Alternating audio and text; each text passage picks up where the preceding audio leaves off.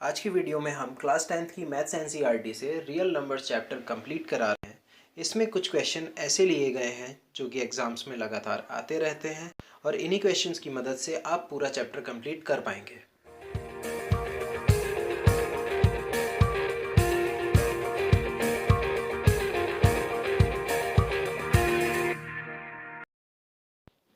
Exercise 1.1 हम करा चुके हैं पिछली वीडियो में। आज हम शुरुआत करते हैं एक्सरसाइज 1.2 से, जिसमें आपको पता होना चाहिए सबसे पहले कि एलसीएम और एचसीएफ होता क्या है। एलसीएम होता है लीस्ट कॉमन मल्टीपल। किन्हीं दो नंबर का एलसीएम होता है उन दोनों का एक सबसे छोटा कॉमन मल्टीपल। जैसे एग्जाम्पल के तौर पे हमने लिया है 2 और 3। तो 2 और 3 के कॉमन मल्टीपल्स कौन कौन से होते हैं? वो हैं 6, 12 और 18। ये 3 और 2 की टेबल में आते हैं। तो मगर इनका सबसे छोटा मल्टीपल कौन सा है? वो है 6। तो 6 हो जाएगा इन दोनों का एलसीएम। अब एक और क्वेश्चन दिया है हमने 15 और 18। तो 15 और 18 का एलसीएम निकालते हैं हम प्राइम फैक्टराइजेशन मेथड से। तो 15 और 18 को डिवाइड करते हैं सबसे पहले 3 से। 3 5 ज़ा 15, 3 6 ज़ा 18, फिर 5 1 ज़ा 5, फिर 2 3 ज़ा 6, फिर 3 1 ज़ा 3 और 1 1। तो एलसीएम यहाँ से निकल कर आता है 3 5 ज़ा 15, 15 2 ज़ा 30 एंड 13 3 ज़ा 90। ये तो हुआ लंबा और बोरिंग मेथड। ये बहुत पुराना हमारा जो शॉर्टकट मेथड है वो आपको पता ही है। 15 और 18 में से हम बड़ा नंबर देखते हैं और बड़े नंबर की मल्टीप्लाई करना शुरू करते हैं। तो 18 का टेबल पढ़ते हैं हम। 18 1 ज़ा 18, 18 2 ज़ा 36 और इसी तरीके से हम देखेंगे तो 18 5 ज़ा होता है 90। अब बात करते हैं हम HCF की। HCF का मतलब होता है हाईएस्ट कॉमन फैक्टर। क्या हुआ इसका मतलब? अगर हमें दो नंबर दिए होते हैं और उनका HCF निकालना है तो उन दोनों के फैक्टर्स देखते हैं हम, और कॉमन निकालने के बाद में जो हाईएस्ट फैक्टर आते हैं वही निकल के आता है HCF। एग्जाम्पल के तौर पे हमने आपको दिया है 15 और 18। तो सबसे पहले हम 15 के फैक्टर देखते हैं 5 और 3। वैसे ही 18 फैक्टर हैं 2 मल्टीप्लाई बाई 3 मल्टीप्लाई बाई 3। इन दोनों में से कॉमन देखते हैं क्या है? 3। तो 15 और 18 का एलसीएम आता है 3। अगर हम आसानी से देखें तो हम 18 और 15 को सिंप्लीफाई करते हैं तो एक कॉमन नंबर से हम इन दोनों को काट रहे हैं। वो कॉमन नंबर क्या है? 3, क्योंकि 3 5 ज़ा 15 और 3 6 ज़ा 18। तो HCF निकल आया 3। सबसे पहले हमारे पास है क्वेश्चन नंबर 2 का पार्ट थर्ड, जहाँ पर हमें HCF और LCM निकालना है 336 और 54 का। तो ये हम कैसे निकालेंगे? सबसे पहले हमें प्राइम फैक्टराइजेशन करना होगा 336 और 54 का। बहुत आसान सी चीज़ है ये। जैसे 2 से करते हैं, 2 1 ज़ा 2, 6 ज़ा 12 एंड 8 ज़ा 16, 2 8 ज़ा 16, 4 ज़ा 8, 2 4 ज़ा 8, 2 2 ज़ा 4, 2 21 ज़ा, फिर 3 7 ज़ा और 7 1 ज़ा। तो 336 के फैक्टर हुए हमारे पास 2 multiply by 2 multiply by 2 multiply by 2 multiply by 3 multiply by 7। और वैसे ही 54 के फैक्टर हो जाएंगे 2 multiply by 3 multiply by 3 multiply by 3। तो हमें जब HCF निकालना होता है तो हम कॉमन फैक्टर्स देखते हैं। तो यहाँ पर हमारे पास कॉमन क्या क्या है? 2 और 3। उसके अलावा कोई भी कॉमन नहीं है। तो यहाँ से इसका HCF निकल कर आता है 2 मल्टीप्लाई बाई 3 यानी कि 6। अब LCM निकालते हैं हम। तो LCM कैसे आएगा? ये जो कॉमन नंबर था ये और बाकी जो कॉमन नहीं थे उन सब की मल्टीप्लाई करनी है हमें। जैसे 2 multiply by 2 multiply by 2 multiply by 7 multiply by 2 multiply by 3 multiply by 3 multiply by 3। तो ये निकल कर आएगा, ये निकल कर आएगा 3024।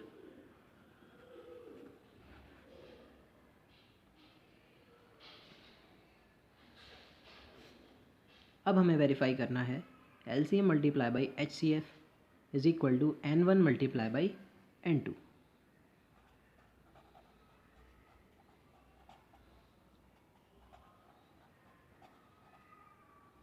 सीधे सीधे हमें क्या करना है, LCM की मल्टीप्लाई HCF से करनी है। LCM है हमारे पास 6 और HCF है 3024, और N1 और N2 क्या हो जाएंगे हमारे 336 और 54, 24 और HCF था 6, तो ये मल्टीप्लाई जब हम कर रहे हैं तो ये आ रहा है निकल कर 18144। वहीं हम देखते हैं N1 मल्टीप्लाई बाई N2, तो ये कितना आ रहा है 336 मल्टीप्लाई बाई 54, तो ये भी निकल कर आ रहा है 18144। ये दोनों हैं बराबर, यानी कि यहाँ पर हमने वेरीफाई कर दिया LCM मल्टीप्लाई बाई HCF है बराबर N1 इंटू N2 के। अगले क्वेश्चन में हमसे पूछा गया है कि एक सर्कुलर पाथ है एक स्पोर्ट फील्ड में, जहाँ पर सोनिया 18 मिनट में एक राउंड कवर करती है और रवि कवर करता है 12 मिनट्स में। मतलब कि रवि दौड़ रहा है तेज़ और सोनिया दौड़ रही है धीरे, क्योंकि सोनिया कवर कर रही है 18 मिनट्स में। तो एक सर्कुलर ट्रैक अगर हम देखें तो सोनिया भी चल रही है और रवि भी चल रहा है कुछ इस तरीके से। तो सोनिया होगी स्लो और रवि होगा फास्ट। रवि जाएगा ज़्यादा तेज़ और सोनिया चलेगी हल्के हल्के। सोनिया पीछे रह जाएगी, मगर एक वक्त ऐसा भी आएगा कि रवि जहाँ पर पहुँच रहा होगा सोनिया भी वहीं कहीं रास्ते में मिलेगी। तो वो कॉमन पॉइंट हमें देखना है। वो कॉमन पॉइंट हमें कैसे पता चलेगा, हमें दोनों के टाइम दे रखे हैं, तो हमें यहाँ पर LCM निकालना है। सोनिया का दिया हुआ टाइम है 18 मिनट्स और रवि कवर कर रहा है 12 मिनट्स में। LCM निकालते हैं 18 और 12 का। अगर हम प्राइम फैक्टराइजेशन मेथड से लगाएंगे तो 18 और 12 का LCM निकल कर आएगा 36।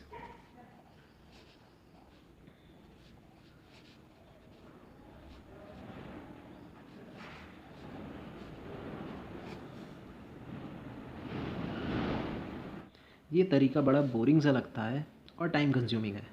हम आसान तरीके से करने की कोशिश करते हैं। देखिए, आसान तरीका सिखाता हूँ मैं आपको। इन दोनों में से जो बड़ा नंबर होता है, ये सिर्फ LCM के लिए है, दोनों में से बड़ा नंबर कौन सा है 18। 18 को हम आगे बढ़ाते हैं, टेबल पढ़ते हैं 18 की। 18 1 ज़ा 18, 18 2 ज़ा 36। तो 36 12 की टेबल में आता है, 12 का मल्टीपल है, तो दोनों का एक कॉमन मल्टीपल आया 36। यही आपका LCM। हमने LCM निकाला प्राइम फैक्टराइजेशन मेथड से और वही LCM निकाला हमने हमारे शॉर्टकट से। आंसर आया सेम। हाँ, आप ये तरीका एग्ज़ाम में इस्तेमाल नहीं कर सकते, मगर इससे आपको आंसर ज़रूर पता लग जाएगा।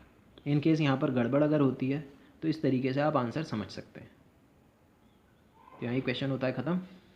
अगला क्वेश्चन लिया है हमने, क्वेश्चन नंबर 6, जहाँ पर कहा गया है हमें बताना है 7 multiply by 11 multiply by 13 plus 13 और 7 multiply by 6 multiply by 5 multiply by 4 multiply by 3 multiply by 2 multiply by 1 plus 5 are composite numbers.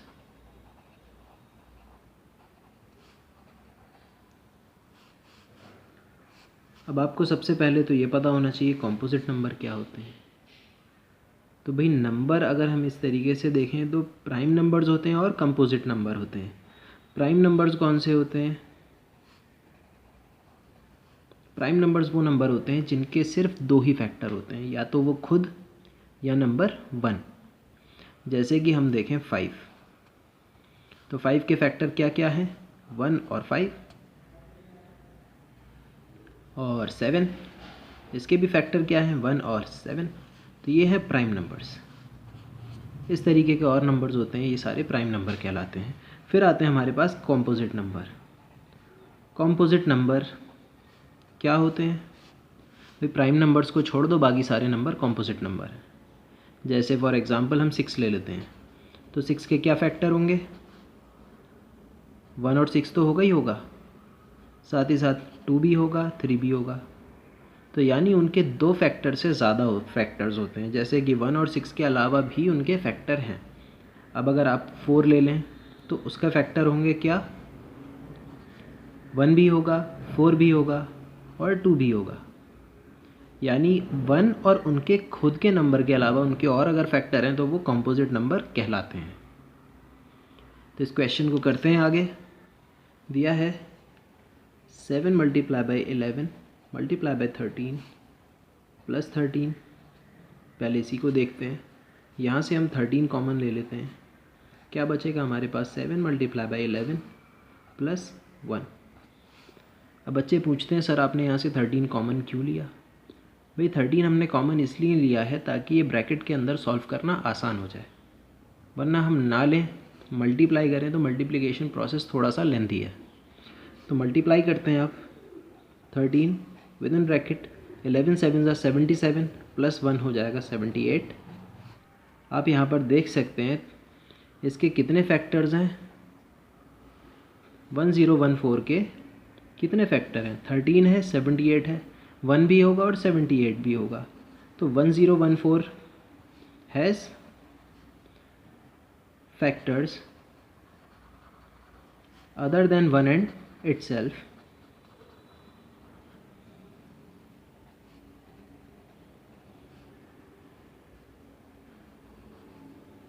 तो 1014 कैसा नंबर है? एक कॉम्पोजिट नंबर।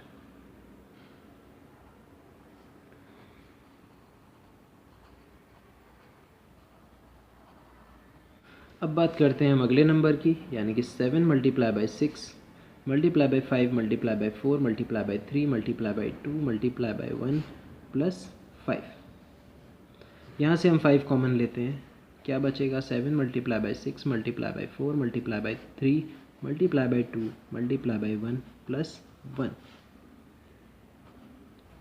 सॉल्व करते हैं आगे।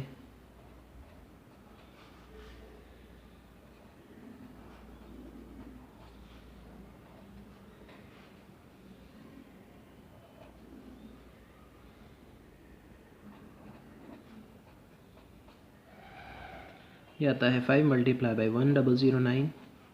यहाँ पर भी हम देख सकते हैं इसके फैक्टर्स कितने हैं, 1 और इसके खुद के अलावा 5 और 1009।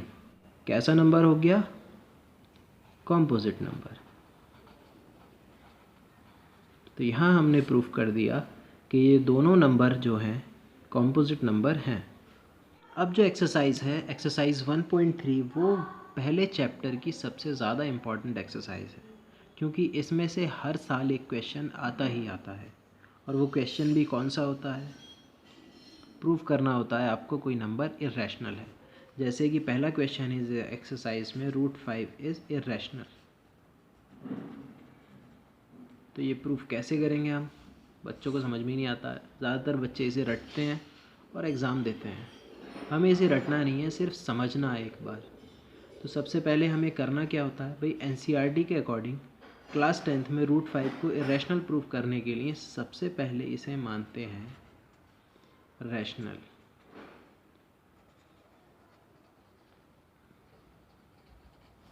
भाई रैशनल है तो इसे हम P/Q की फॉर्म में लिख सकते हैं। तो हम मानते हैं √5 = A/B, ये मान लिया हमने। तो यहाँ से A निकल कर आएगा √5 मल्टीप्लाई बाय B, स्क्वायर करते हैं, ये आएगा 5B²। अब A² = 5B², तो इसका मतलब A भी जो है 5 से डिवाइड हो सकता है। A² is divisible by 5, therefore A is also divisible by 5। ये हम कैसे कह सकते हैं? थ्योरम 1.3 के अकॉर्डिंग। आगे बढ़ते हैं। अब हम A को मान लेते हैं 5 के,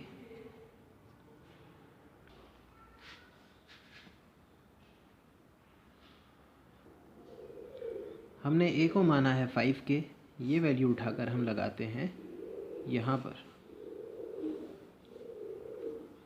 ये आ जाएगा 25k² = 5b²। इस 5 से 25 को कैंसिल करते हैं तो ये आएगा 5k² = b²। अब b² is divisible by 5, therefore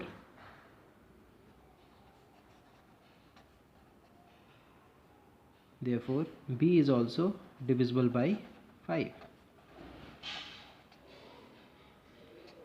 अब आप देखिए यहाँ पे b भी डिविजिबल बाई 5 है और हमारा a भी डिविजिबल बाई था 5। इसका मतलब ए और बी का HCF हुआ 5, therefore A and B has a common factor 5,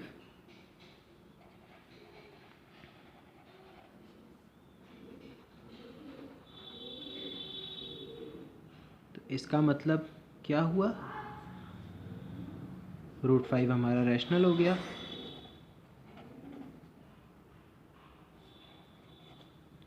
मगर ऐसा नहीं हो सकता क्योंकि √5 कैसा है, एक इर्रेशनल नंबर है। तो हम दिखाते हैं, but due to the fact that this lead to a contradiction, तो √5 इज इर्रेशनल।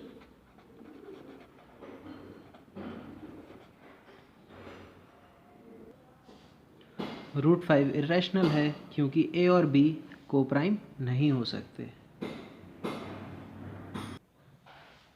√5 इर्रेशनल है क्योंकि √5 को हम P/Q की फॉर्म में नहीं लिख सकते।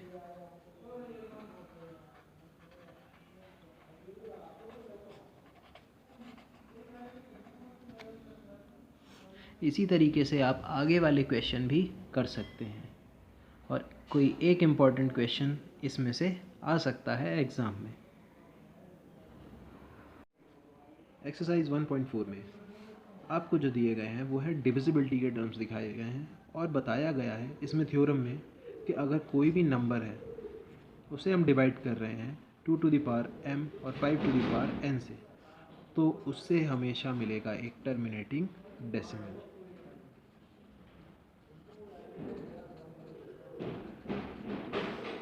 अब डेसिमल भी 3 तरीके के होते हैं, एक होता है टर्मिनेटिंग, दूसरा नॉन टर्मिनेटिंग और तीसरा होता है नॉन टर्मिनेटिंग नॉन रिपीटिंग।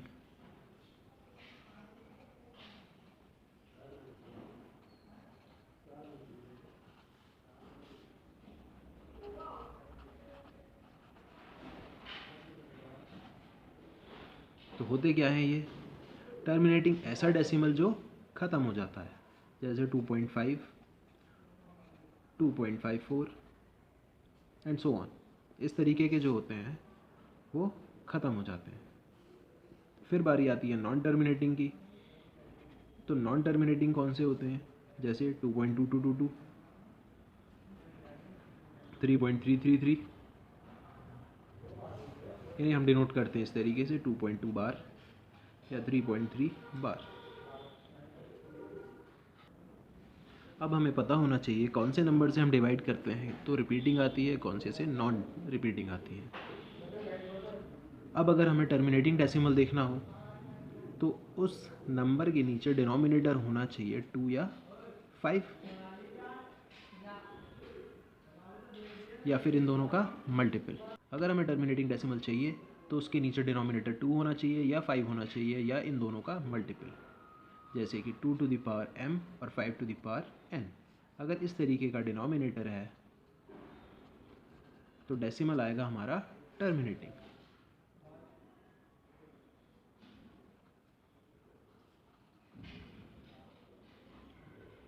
जैसे अगर हम डिवाइड करें 3/5, तो ये कितना हो जाता है 0.6, टर्मिनेटिंग डेसिमल आ रहा है। ऐसी अगर हम कोई और नंबर ले लेते हैं जैसे 1000 या 100/125, तो ये कितना आता है 0.8, ये आते हैं डेसिमल। अब ऐसे ही अगर हम 1/3 ले लें, ये आएगा एक रिपीटिंग डेसिमल जो कि है 3.33,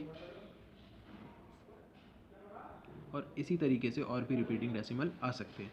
मगर हमें क्या ध्यान रखना है, हमें याद ये रखना है कि किसी के भी डिनोमिनेटर में अगर 2m या 5n है या इन दोनों का मल्टीपल है तो हमेशा वो डेसिमल टर्मिनेटिंग ही आएगा। क्वेश्चन देखते हैं किसी से। एक्सरसाइज में क्वेश्चन 1 का पार्ट 4 है 15/1600। हमें यहाँ पर डिनोमिनेटर देखना है कितना है 1600, जो कि हम लिख सकते हैं 2 to the power 4 multiply by 10 into 10, और आगे से क्या लिख सकते हैं हम, 2 to the power 6 multiply by 5 to the power 2। ये आ गया 2 टू द पावर m और 5 टू द पावर n की फॉर्म में। देयरफॉर ये डेसिमल कैसा आएगा, टर्मिनेटिंग डेसिमल।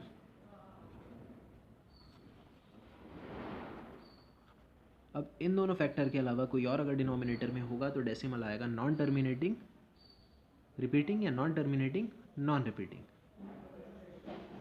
जैसे अगर 3 हुआ या 3 का मल्टीपल हुआ 6, 9, 18 तो उससे आएगा नॉन टर्मिनेटिंग रिपीटिंग। और अगर 7, 11, 13, 17 इस तरीके से नंबर आते हैं तो आता है non terminating non repeating decimal. इतने से आपके ये सारे क्वेश्चन हो सकते हैं और यहाँ हम चैप्टर कर रहे हैं वाइंड अप। इसके अलावा अगर आपको कोई भी क्वेश्चन समझने हो तो आप कमेंट बॉक्स में हमें बताइए। Thank you. अगर ये वीडियो आपको पसंद आई हो तो इसे लाइक करें, शेयर करें और अपने सजेशन हमें कमेंट बॉक्स में बताएं। अगर ये चैनल आपने सब्सक्राइब नहीं किया है तो इसे सब्सक्राइब करें और बेल आइकन दबाना ना भूलें ताकि कोई भी नया वीडियो आपसे मिस ना हो।